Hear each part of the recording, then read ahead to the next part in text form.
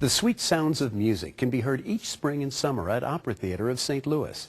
Pulling together all the elements that make a season possible requires a lot of behind-the-scenes efforts by a dedicated staff. And as Ruth Ezell shows us, some of those people are on the threshold of launching careers in the business of the arts.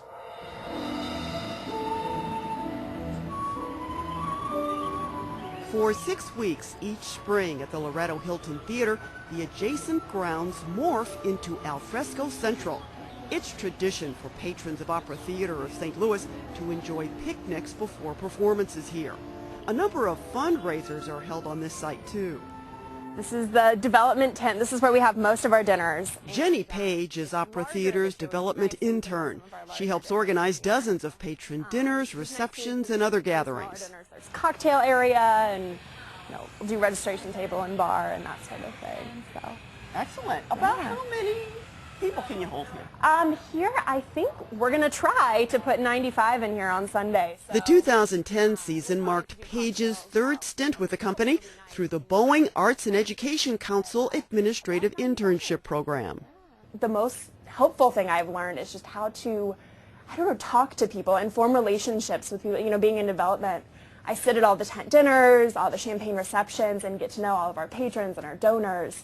And just to form that relationship with them so that, I share what I love about the company, they share what they love about the company. Some of them have been here for, 35 years, and just getting the history of Opera Theater, and it's a great relationship learning experience, I guess.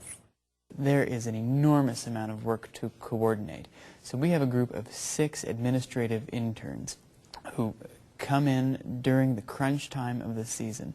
And they are responsible for all manner of logistics to make this season operate correctly. And what that means very often is being the public face of Opera Theater to many of our most important constituencies. So for example, artists. We have opera singers fly in from around the country and from around the world to perform in the season. Interns are responsible for making sure they get where they're going, they meet their rides, and they land happily in their residences in order to start rehearsal.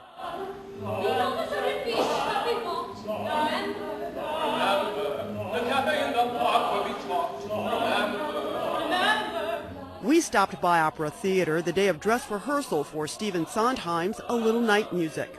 The production marked the debut of fashion designer Isaac Mizrahi as set and costume designer.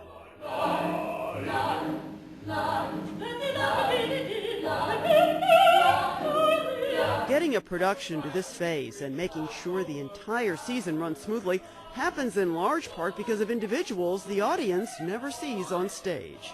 For example, in the finance department, we could not run the payroll and accounts payable for all of that activity in this intense 6-week period of time without the help of an intern in that department.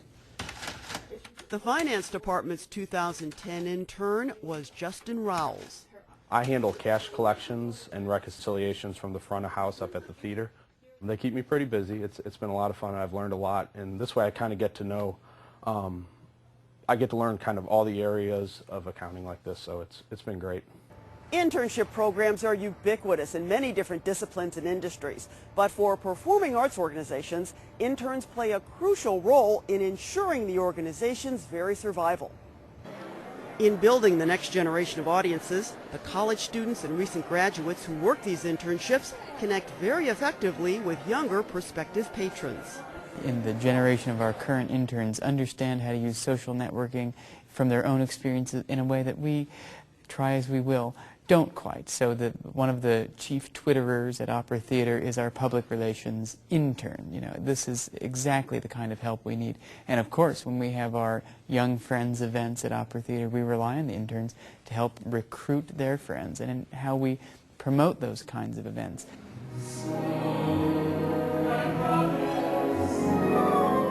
Opera Theater's full-time staff of 28 people includes 4 former interns. Others have gone on to jobs with the Repertory Theater of St. Louis, the St. Louis Symphony Orchestra, and Dance St. Louis. So there's certainly a career path. I started as an intern. My first season was in 2005. And 2 years later, Linda Schulte joined the Opera Theater staff. Schulte manages board and media relations. There are so many opportunities in the arts field and in the nonprofit field to go a little broader that I think students just aren't aware of when, you know, it's not in the traditional list of careers. And there's so many opportunities that you can combine your interests with what you're actually really good at. And what about the future plans of the two interns we met? I came in knowing nothing really about the arts. I think in my interview I told them my only role ever in like an artistic setting was I played Nazi #2 in The Sound of Music.